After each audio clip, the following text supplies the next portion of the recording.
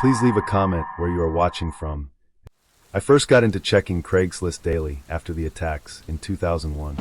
I know that's a weird way to start a story, but that's just how it happened. I'm not from New York, but for whatever reason, people in my area were reposting images and first-hand accounts to the Craigslist NYC community board. And I mean loads of them. It was like a digital floodgate had burst open. People were uploading the kinds of pictures you usually only see in history books. Stuff that didn't make it into the news. There was this one guy, someone said he saw him sprinting down the street in a suit, and his tie was on fire. Another post described people walking through the dust clouds, looking like statues come to life. That kind of thing doesn't leave your head. It was surreal, horrifying, and weirdly captivating. That's what got me into the habit of checking Craigslist every day. After a while, when the flood of shocking content started to slow down, I began browsing the other sections. First it was local stuff, the buy-sell/trade listings in my hometown, then the free tab. You'd be surprised what people gave away. Old TVs, barely used couches, kitchen gadgets still in the box. It became this scavenger hunt of sorts, something to scroll through while I drank my coffee in the mornings. Eventually, I found my way to the gigs section, specifically the short-term and temp jobs. And that was a goldmine back in the day. You could get paid to fill out surveys, show up for sleep studies, or even test beauty products. One time, I got $75 just for putting on moisturizer and giving my opinion on how it felt. There were also small home repair gigs, helping someone fix a leaky faucet, lending a ladder so they could change a smoke detector battery. It wasn't glamorous, but it was easy cash. But like anything on Craigslist, the deeper you go, the weirder it gets. I saw this ad once that just said, "Moneybag earn $100 by sending one text moneybag. That was it. No explanation, just an email address. Beneath it, there was a line that read, "Totally legit. Not a scam." Which, of course, made me think it was absolutely a scam. I was curious. Morbidly curious. So I emailed the guy. Something polite like, "Hey, I saw your post. Wondering what the job entails?" He responded quickly. Said it was simple. I'd be wired the money as soon as I sent a text message to a number he'd give me. Still sounded shady as hell, but I played along. He sent me the phone number and the exact message to text. "I see you." That's it. 3 words. I didn't reply. I deleted the thread, flagged the post, and went back to browsing. But I'd be lying if I said it didn't freak me out. The whole thing had this wrongness to it. Like it was some kind of psychological game I didn't want to be a part of. That was the first time I ran into something on Craigslist that really stuck with me. But it wouldn't be the last. A few years later, probably around 2006, I saw a post that had one of the most bizarre titles I'd ever seen. Earn money by assisting with medical treatment. Again, I was curious. I clicked. The body of the post was even stranger. The guy, who I'll call Eli, said he was looking for someone to help him perform a medical procedure at home. Specifically, he wanted someone to assist him in amputating his right leg below the knee.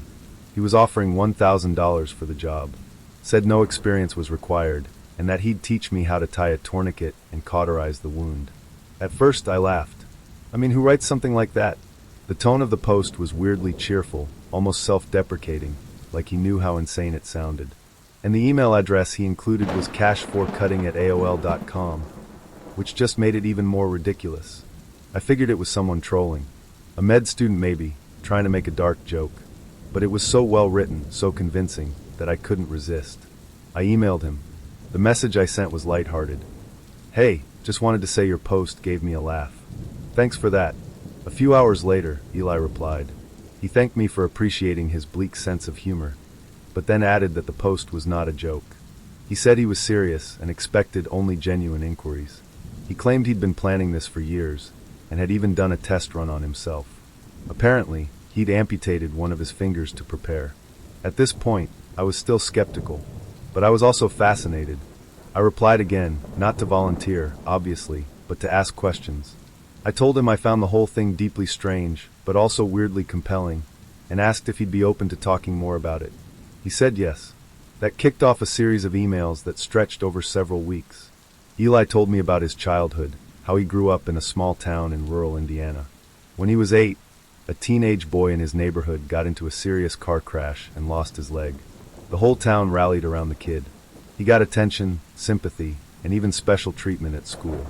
But Eli didn't feel sympathy. He felt jealousy. He said it was like something in his brain flipped. From that point on, he became obsessed with amputees. He would imagine himself missing a limb, fantasize about the attention he might get. Over time, it stopped being about the attention and became something deeper, a sense that he'd feel complete by being incomplete, if that makes any sense. His words, not mine. I still wasn't sure if I believed him. I thought maybe he was writing some elaborate fiction, or worse, testing me for some kind of reaction. But then he mentioned the finger, and I asked if I could see it. A few days later, he sent me an email with 2 attachments, a photo and a short video. The photo showed a hand with the words "cash for cutting" written on it in black marker. Below that, the date was written, the same day he sent the email. The hand was missing the pinky finger, clean off at the knuckle. Then I opened the video. It was grainy, and the lighting was bad, but there was no mistaking what I saw. A man wearing a ski mask, holding a pair of bolt cutters. He places his pinky inside the jaws, takes a deep breath, and then snip. I had to stop the video halfway through. I felt sick, but the scar matched the photo. And suddenly, I couldn't deny it anymore. Eli was real. He was serious. And he had already begun mutilating himself. After watching that video, Eli snipping off his own pinky finger with bolt cutters, something changed in me. I wasn't just curious anymore. I was invested, caught in this weird mental space between horror and fascination. I couldn't look away. And yet, I hadn't even met the guy. We were just email pen pals. But it felt like I was being pulled into something bigger than I understood. I didn't reply to his video right away. What can you even say to something like that? But eventually I did write him back. I told him I was shaken, and that I didn't know how to feel. I thanked him for trusting me, and I asked him again, why? Why go through with this? His answer came back a day later. It was long, thoughtful, and in its own twisted way, kind of beautiful. He told me he didn't see himself the way most people do when they look in the mirror. He said he felt like a person who was supposed to be missing a leg, that his body was lying to him, that every day he walked around with both legs was a day he felt like a fraud. Eli said this wasn't about shock or attention or even pain. It was about alignment, about becoming the version of himself that lived in his mind since childhood. He didn't want fame. He didn't want to be a martyr for some cause. He just wanted to feel right. He also told me he wasn't alone. Apparently, there was an entire underground community of people like him. They called themselves Body Integrity Identity Disorder Sufferers, BID for short. Some viewed it as a mental illness, others as a neurological condition. But all of them shared one thing, a belief that a part of their body didn't belong to them. And Eli? He wasn't just a participant, he was a facilitator. He started telling me about others he'd helped, not just by answering emails. He'd been there, in person, watching, guiding, sometimes even assisting. There was one guy, Eli didn't give me his name, who wanted to remove his genitals.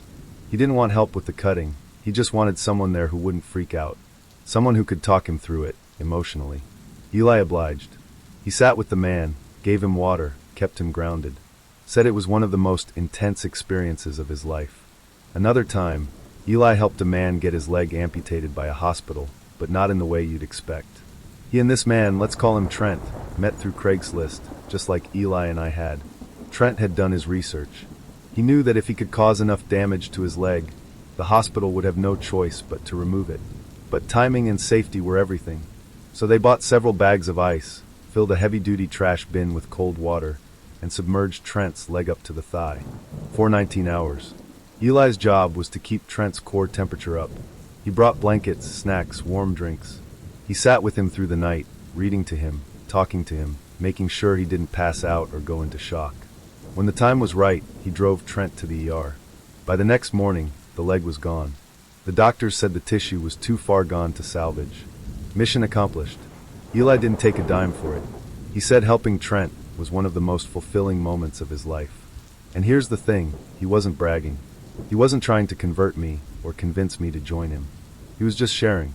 Like I'd become this unexpected confidant, a stranger who didn't recoil or judge. I asked him once why he thought people wanted this, what the root cause was. His answer was more nuanced than I expected. For some, he wrote, it's identity. They want their body to reflect the way they feel inside. For others, it's about control, taking ownership of what happens to your flesh. And then there are those who just feel better without that part of them. It's not always logical, but it's real. He also told me about the dangerous ones, the people who didn't stop at one amputation. Eli said he knew a man who had both legs removed, then both arms, and eventually wanted to be a pillow person. Just a torso. Not out of self-hatred. Not even for attention. He just liked the idea of being completely dependent. Of being nurtured, cared for, helpless. Another guy had a fantasy. This one was more disturbing. He wanted to be decapitated, but remain conscious long enough to see his body dismantled. Obviously impossible, but the desire was real. Eli said those were the ones he tried to avoid. The ones who were on a path to self-destruction. He didn't want to be part of something that would leave someone worse off, or dead. He had his own line. And that's what made him so unsettling to me. He wasn't a monster. He wasn't unstable. He was articulate. Empathetic.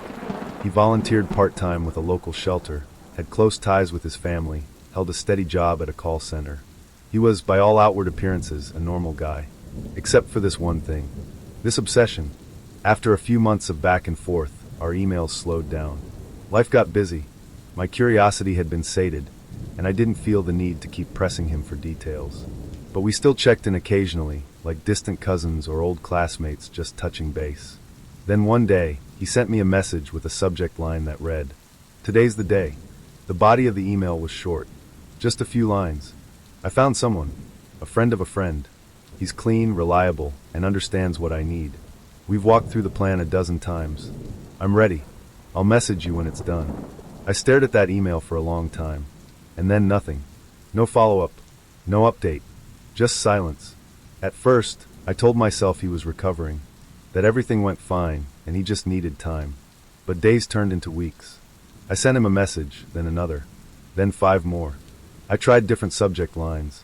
I kept them short, friendly, non-judgmental, but he never responded. Eventually, I started to wonder if something had gone wrong, if the person he trusted had panicked, if he'd bled out, if the whole thing had spiraled out of control. I even checked local news stories, searching for anything about a man found in a motel room or a botched surgery. But there was nothing. No accidents. No arrests. No headlines about self-harm or Craigslist conspiracies.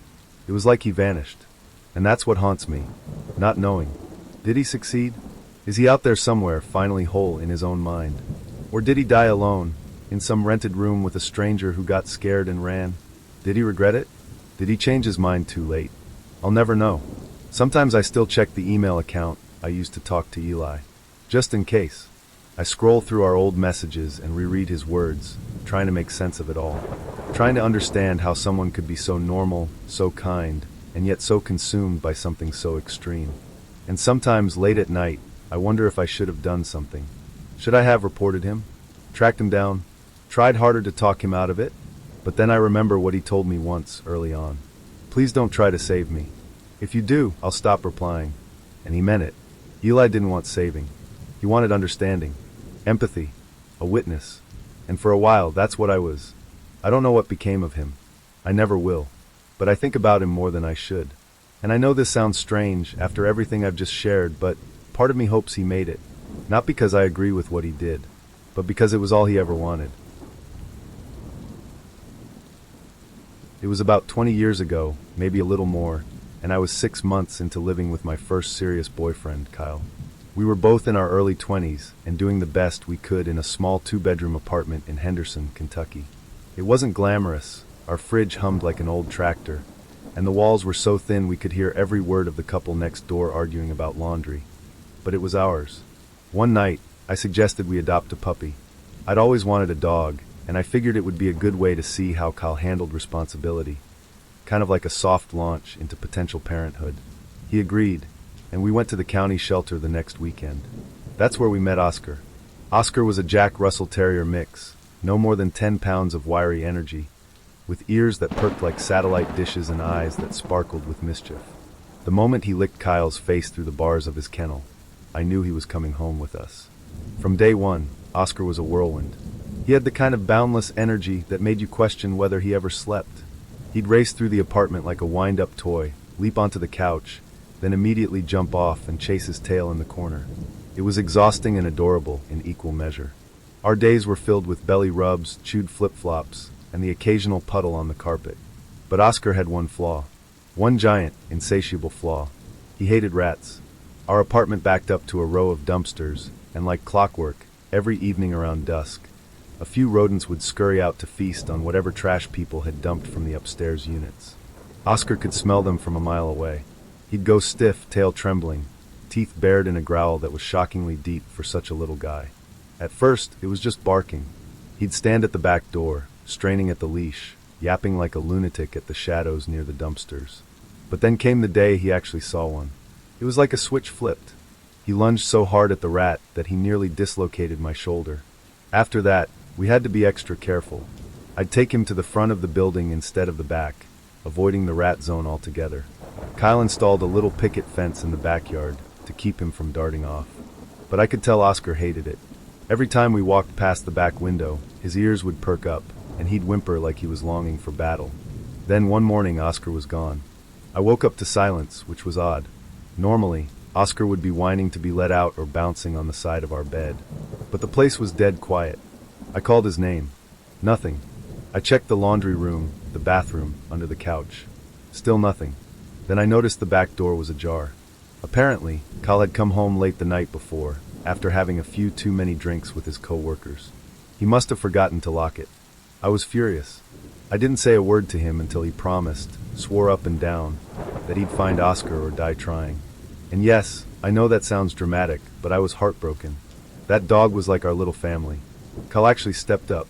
He spent the entire day knocking on doors, handing out flyers, and asking people if they'd seen a small white and brown terrier with a blue collar.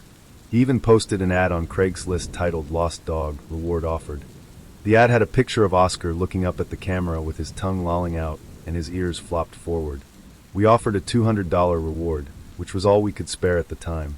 And then we waited. For about 24 hours, I was a wreck. I kept checking my phone every 5 minutes, asking Kyle if anyone had replied. He stayed calm, kept reassuring me, but I could tell he was worried too.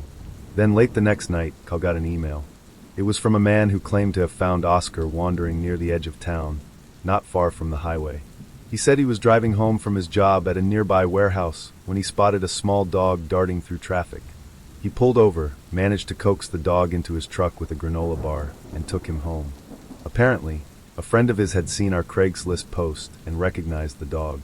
He said the dog he found responded to the name Oscar and had a blue collar with a worn-out tag. The email was brief but polite. He included a phone number and told us to call anytime. We were ecstatic. I remember hugging Kyle and crying into his shirt. All the anger I had toward him vanished the second I thought we'd be getting Oscar back. We called the number immediately. The man who answered sounded older, maybe mid-50s, with a deep, gravelly voice. He was friendly, almost grandfatherly, and told us that Oscar was doing fine. He'd been feeding him cooked chicken and had rigged up a little leash out of rope to take him for short walks. He said he was keeping Oscar in the basement for now, just to be safe, since he wasn't sure about his potty training.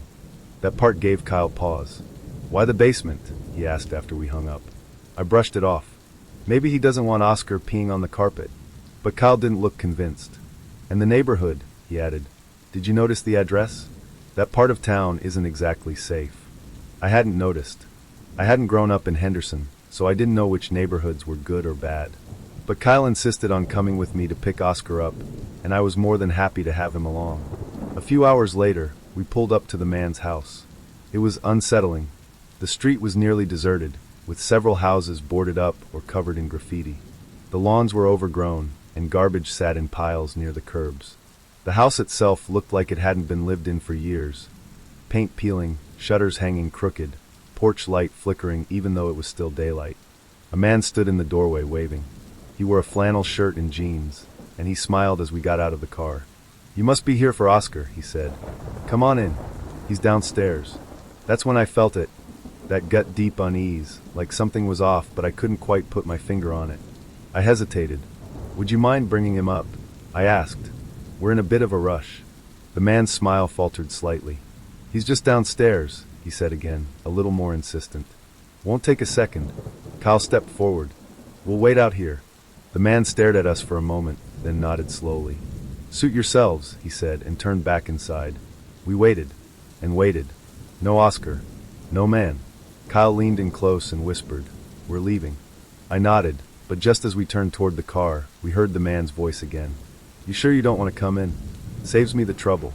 His tone was flat now. No warmth. No friendliness. Kyle didn't respond. We got in the car and drove off. I didn't look back, but I could feel the man watching us from the porch. We rode in silence for a while, and then Kyle said, "I don't think he had Oscar at all." My stomach dropped. "What?" "It was a setup," he said. "The house, the way he acted, the basement." He shook his head. "I don't think we were supposed to leave." The thought chilled me to the bone. That night, I barely slept. I kept playing it over in my head, his smile, the flickering light, the way he kept insisting we come inside. The next morning, I looked up the address online. The house had been foreclosed 3 years earlier. According to public records, no one was supposed to be living there. I called the police and told them what happened. They said they'd send someone to check it out, but they didn't seem too alarmed. Maybe they thought I was exaggerating, or maybe it was just another call in a long list of shady Craigslist encounters. A week later, an officer called me back. He said they found something in the house. He wouldn't say what, just that I was lucky. We never found Oscar. I was 24, freshly single, and living alone for the first time in a studio apartment in Fort Collins, Colorado. I'd just moved out after ending a 3-year relationship that had gradually drained me of my patience, my energy, and a good chunk of my self-worth. My friends said this was my chance to reclaim myself. I wasn't exactly sure what that meant, but I was eager to try. One night, after 2 glasses of wine and a long, moody scroll through Netflix, I found myself browsing the strictly platonic section of Craigslist. Don't ask me why. I wasn't looking for anything romantic, and I definitely wasn't ready for anything serious. I think I just wanted to talk to someone. Someone who didn't know me. Someone who wouldn't ask about my ex. That's when I saw the post. Let's get a drink and swap stories. No pressure, no expectations. Just 2 humans. It was short, almost poetic in its simplicity. There was no photo, no plea for attention, just a tone that felt open and easy. I replied. Within an hour, I got a response. His name was Darren. He was 31, lived on the south side of town, and worked in construction. He said he liked local dive bars, trivia nights, and old blues records. His writing had a warmth to it, like he wasn't trying too hard, but still cared about how he came across. We messaged back and forth for a few days, long, thoughtful emails about books, music, places we'd traveled, and dumb things we did in high school. He told me he'd made some mistakes in his past, but was rebuilding. That word stuck with me. Eventually, we agreed to meet. He picked a bar downtown called the Hollow Tap. It was small, dimly lit, and mostly empty on a Tuesday night. He was already there when I arrived, tall, dark-haired, with a scruffy beard and a denim jacket that had definitely seen better days. He stood up when he saw me and smiled in a way that made me feel at ease immediately. We talked for hours. It was funny, thoughtful, a little intense in places, but never in a way that made me uncomfortable. He told me about his childhood in a small town outside Cheyenne, his love for woodworking, his dream of opening a custom furniture shop someday. I told him about my job at the campus library, my obsession with true crime podcasts, and how I once tried to learn the ukulele and gave up after 2 weeks. At one point, he leaned in and said, "I should probably tell you something." My stomach dropped a little. I just got out of prison 6 months ago. I blinked. He didn't look like someone who'd been in prison. Not that I really knew what that looked like. "For what?" I asked, trying to keep my voice steady. He didn't flinch. "Assault. It was a fight. Got out of hand. I was 24. Alcohol was involved. I did 4 years." He said it plainly, with no excuses. Just the facts. I didn't know what to say. Part of me wanted to end the date right there. But the other part, the part that had been charmed by his honesty and his rough edges, wanted to stay. He didn't press me. He just said, "I understand if that changes things. I'll walk you to your car if you want to go." But I didn't go. We ordered another round. Looking back, I think I was trying to prove something to myself. That I wasn't judgmental. That I could handle complicated people. That I was brave. When we left the bar, the night had turned cold. He offered me his jacket, and I refused. We walked to the parking lot, and that's when things shifted. There was a car idling across the street. He looked at it, then looked at me. "That's my girlfriend," he said suddenly. I stopped walking. She saw us through the window. "She's been following me." I didn't know what to say. "She's not supposed to be here," he muttered, rubbing his hands over his face. I told her I needed space tonight. She never listens. I opened my mouth, but nothing came out. She's not dangerous, he added quickly. Just intense. He looked at me, eyes wide. Please don't let this ruin the night. I really liked talking to you. I took a step back. I think I should go. He didn't argue. Just nodded, hands in his pockets, watching me walk to my car. I drove home with my heart pounding. The next day, I got a message from a different email. The subject line was, about Darren. The body of the email was from a woman named Lena. She said she was Darren's girlfriend, or rather, ex-girlfriend, and that she'd seen us together at the bar. She apologized for following him, said she just needed to know if he was lying again. Then she dropped the bomb. She said Darren wasn't just a former felon. He had a history of violent behavior toward her. She attached photos, bruises, a broken lip, a police report from 2 years prior. She said she never pressed charges because he threatened to hurt her dog if she did. That he'd been in and out of her life for years, always showing up with apologies and new starts. That he was charming, yes, but dangerous. She said she wasn't trying to scare me, just warn me, because she wished someone had warned her. I sat there staring at the screen, the air sucked from the room. That night, I didn't sleep. I kept replaying the date in my head, his honesty, his charm, the way he told me about his past like it was a badge of growth. How close I'd come to letting my guard down. The next morning, I emailed Lena back. I thanked her, told her I was okay, that I wouldn't be seeing him again. She replied a few hours later. We ended up talking more. Over the next few weeks, our messages turned into long phone calls. She told me everything. How they met, how it started sweet and turned sour, how she kept hoping he'd change, how he always had a story, always had a reason. Eventually we met in person, and weirdly we became friends. There's something strange about bonding with someone over shared danger. It creates a kind of trust that's hard to explain.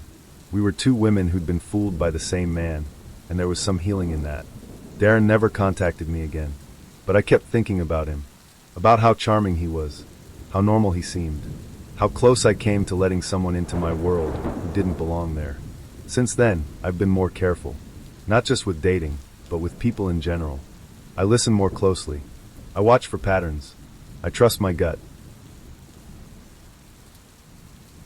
There was a time in my early 20s when I was a little lost. I'd just ended a long, messy relationship, was working part-time at a hardware store, and spent most of my evenings scrolling mindlessly through the internet. I wasn't looking for anything serious, just something to distract me from the emptiness that had started to creep in around the edges.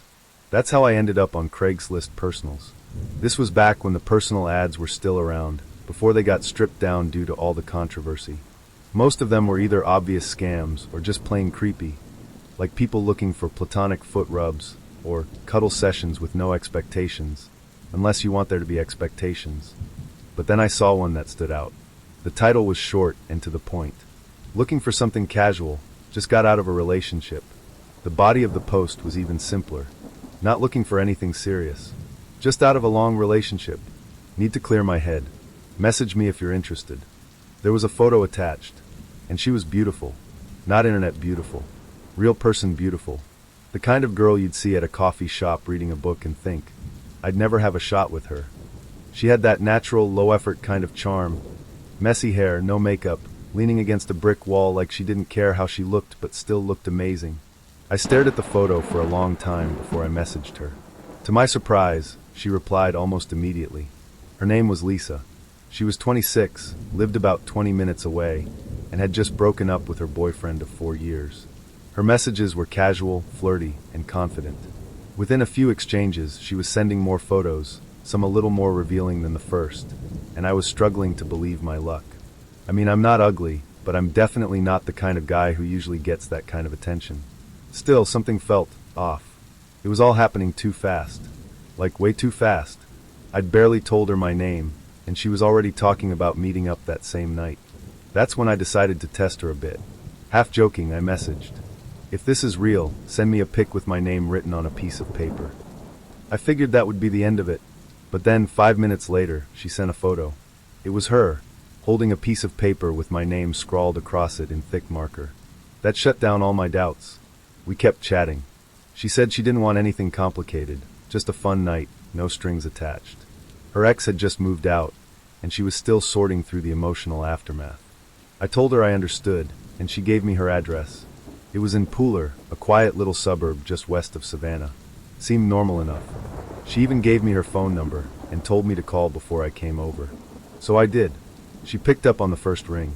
Her voice was soft and friendly, just like I imagined it would be. She told me she was home, relaxing, waiting for me to show up. At that point, it felt like a dream. I hopped in my car and drove out to the address she gave me. The neighborhood was clean and quiet. Rows of modest ranch-style homes with neatly trimmed lawns and American flags fluttering from porches. Birds chirping, sprinklers running. Nothing out of the ordinary. Her house looked like all the others. White siding, blue shutters, a car parked in the driveway. I pulled up, parked across the street, and called her again to let her know I'd arrived. No answer. I waited a minute. Called again. Still nothing. Maybe she was in the bathroom. Maybe she'd fallen asleep. I was nervous, but trying to be rational.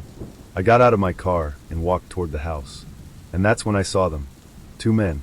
Standing just inside the living room window, partially obscured by thin curtains, staring straight at me.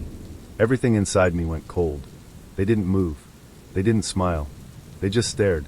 One was bald, stocky, arms crossed over his chest. The other was thinner, twitchy-looking, with tattoos running up his neck and down both arms. They looked like they'd just stepped out of a mugshot lineup. I stopped in my tracks. This wasn't right. My mind was racing, trying to rationalize, trying to explain. Maybe they were roommates. Maybe she lived with her brother. Maybe it was nothing. But deep down, I knew exactly what it was. This was a setup. I turned around and walked, quickly but calmly, back to my car. I didn't run. I didn't yell. I just got in, locked the doors, and drove away. I didn't look back until I reached the end of the street. But they didn't follow. When I got home, my hands were still shaking. I sat in the dark for a long time, trying to convince myself that I'd overreacted, that it had just been a weird coincidence. Then my phone buzzed. It was a text from an unknown number. "You're a loser." That was my boyfriend. "We were just messing with you." I stared at the screen. No emojis. No punctuation. Just that one line. I felt sick, angry, relieved, all at once. I told myself they were just trolls. Punks trying to scare people for laughs. And maybe that's all it was. Until a few days later, when I saw the news. A man had been attacked in Pooler. Same neighborhood. Same kind of house. He'd answered a Craigslist ad for a casual hookup. When he showed up, 2 men ambushed him inside the house. Beat him nearly to death. Stole everything he had. Left him in the backyard, unconscious and bleeding. The report said he was still in the hospital. Multiple fractures. Internal bleeding.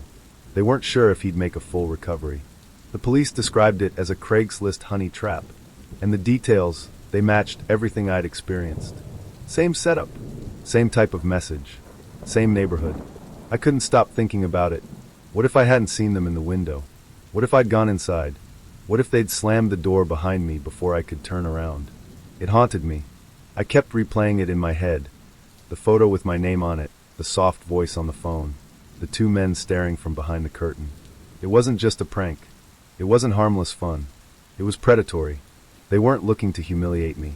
They were looking to hurt me. And I'd nearly walked right into it. For days, I kept checking the news, hoping for an update. The police were still investigating. The suspects hadn't been caught. The article said there might be more victims, people who never reported it, or worse. I never posted on Craigslist again. I deleted the app, blocked the number, changed my email. Back in college, I had a roommate named Renee who was obsessed with weird corners of the internet. I don't mean the usual stuff like conspiracy forums or ghost videos. I mean weird.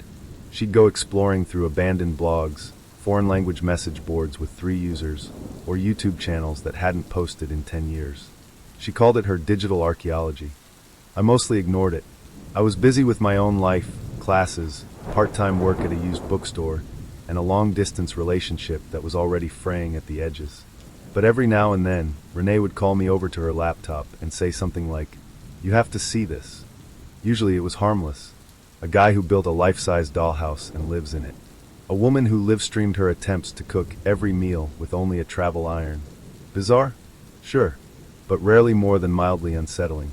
Then she found the Craigslist link. It was buried in the gigs section of the Eugene listings, about 45 minutes south of where we lived. The title was, "Watch Me." That's all I ask. I remember it clearly because she read it out loud with a smirk on her face. then clicked it with a dramatic flourish. The listing was short, just a sentence or two. I am live almost every night. I don't talk. I don't move much. I just want to be seen. If you watch long enough, you'll understand. Beneath that was a link to a streaming site I'd never heard of. Not YouTube. Not Twitch. Some off-brand platform with a dark interface that looked like it hadn't been updated since 2009. We looked at each other. Then she clicked. The stream was live. A man sat in a chair in what looked like a mostly empty room. Maybe a garage. The lighting was dim, but not so dark we couldn't make him out. He was thin, wearing a white button-up shirt and dark slacks. His hair was neatly combed. He wasn't doing anything, except smiling. Not a cheerful smile. Not even a fake one, like a kid posing for school photos. This was something else. Wide, unmoving, eyes locked on the camera. A smile that didn't reach any other part of his face. We watched for maybe 3 minutes, waiting for something to happen. Nothing did. No audio. No chat. Just the man and that terrible smile. Renee laughed and said, "This is so dumb." She closed the tab. But that night, I couldn't sleep. I kept seeing his face. That frozen expression. The eerie stillness of it all. I told myself it was just a performance art thing. A stunt to get clicks. But the next night, Renee checked the stream again. He was still there. Same chair. Same room. Same smile. But a few things had changed. There was a small object on the floor beside him. A spoon, maybe. And a faint smudge on the wall that hadn't been there before. It looked like a handprint, but it was hard to tell. She left the stream open in the background while she did homework. I couldn't bring myself to look. Every time I glanced at the screen, I felt like he was staring straight at me, like he knew we were there. The night after that, I gave in and sat with her again. This time, the stream started with a countdown timer. When it hit 0, the man looked directly into the lens and blinked once. Then he smiled wider. The kind of smile that shows too many teeth. Then he started tapping his fingers on the armrest.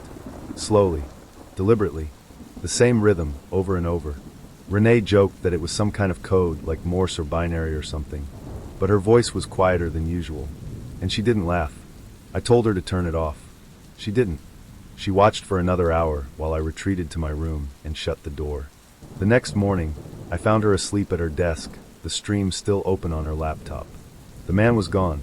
The chair was empty, the room dark. She said he'd just gotten up and walked out of frame around 3 a.m.